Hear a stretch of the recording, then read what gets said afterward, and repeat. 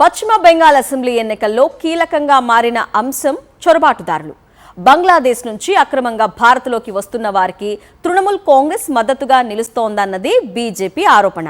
ఓట్ల కోసం ఓ వర్గానికి దీది కొమ్ము కాస్తున్నారని కాషాయం నేతలు డైరెక్ట్గానే విమర్శలు గుప్పిస్తున్నారు. దీనిని మమతా బెనర్జీ పార్టీ తిప్పికొడుతూనే ఉంది. మార్పు నినాదంతో అత్యంత ప్రతిష్టాత్మకంగా జరుగుతున్న బెంగాల్ దంగల్లో చొరబాట్లు ప్రధాన ఎజెండాగా మారాయి. దేశ రాజకీయాల్లో ఎప్పుడూ ఆసక్తి రేపే పశ్చిమ బెంగాల్ అసెంబ్లీ ఎన్నికల రణరంగాన్ని ఈసారి పొరుగు దేశమైన బంగ్లాదేశ్ పరిణామాలు ప్రభావితం చేస్తున్నాయి. వరుసగా 4వ అధికార పీఠాన్ని దక్కించుకోవాలని తహతాలాడుతున్న ముఖ్యమంత్రి మమతా బెనర్జీకి సరిహద్దు అంశాలు తలపోటుగా మారాయి. చొరబాటు అస్త్రాన్ని సంధించి ఎలాగైనా దీదీ కోటలో పాగా వేయాలని బీజేపీ కంకణం కట్టుకుంది. బెంగాల్కు బంగ్లాదేశ్తో 2216 కిలోమీటర్ల మేర సుదీర్ఘ సరిహద్దు ఉంది. ఇప్పుడు బెంగాల్ రాజకీయాలకు ఇదే కేంద్ర బిందువుగా మారింది. సరిహద్దు గుండా శరణార్థులు, చొరబాటుదారుల రాక భారీగా పెరిగిందని, ఇది రాష్ట్ర జనాభా ముఖచిత్రాన్ని మార్చేస్తోందంటూ విపక్ష బీజేపీ పెద్ద ఎత్తున ప్రచారం చేస్తోంది. జాతీయ భద్రతకు ముప్పు పొంచి ఉందని చెబుతూ హిందువుల ఓట్ల ఏకీకరణకు ప్రయత్నిస్తోంది. దీంతో దీదీ డిఫెన్స్లో పడ్డారు.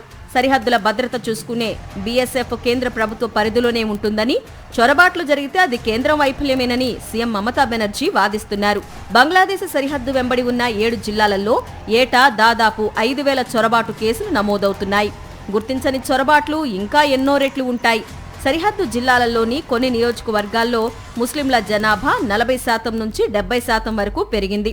ముర్షిదాబాద్, మాల్డా జిల్లాలలో ముస్లిం జనాభా 50%కి పైగా ఉండగా దక్షిణ 24 పరగణాలు వంటి జిల్లాలలో 40% వరకు ఉంది. అక్రమ చొరబాట్ల వల్లే ముస్లింల జనాభా పెరిగినట్లు బీజేపీ ఆరోపిస్తోంది.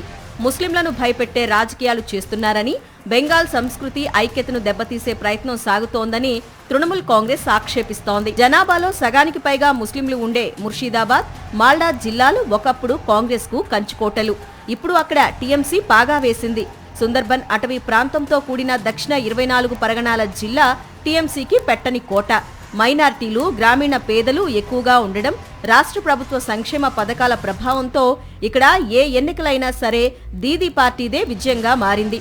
ఇక రాజ్బన్షీలు, గూర్ఖాలు, తేయాకు తోటల కార్మికులు ఉన్న ఉత్తర బెంగాల్ భౌగోళికంగా, సాంస్కృతికంగా పూర్తిగా భిన్నం.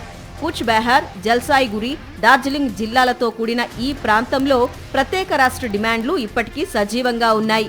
కొన్నేళ్లుగా ఈ ప్రాంతం బీజేపీకి ఆయువు పట్టుగా మారింది. అలాగే బెంగాల్లో దాదాపు 17% ఉన్న దళిత, మతువా సామాజిక వర్గం ఉత్తర 24 పరగణాలు, నదియా లాంటి సరిహద్దు జిల్లాలలో సుమారు 30 నుంచి 40 అసెంబ్లీ స్థానాల్లో గెలుపోటములను శాసించగలదు. దశాబ్దాల క్రితం బంగ్లాదేశ్ నుంచి వలస వచ్చిన వీరు భారత పౌరసత్వం కోసం ఎదురుచూస్తున్నారు. పౌరసత్వ సవరణ చట్టం సీఏఏ కింద అధికారికంగా పౌరసత్వం కల్పిస్తామంటూ బీజేపీ ఇచ్చిన హామీ వారిని ఆకర్షిస్తోంది.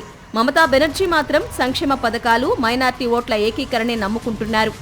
ఎవరి వ్యూహం ఫలిస్తుందో తెలియాలంటే మే 4 వరకు ఆగాల్సిందే.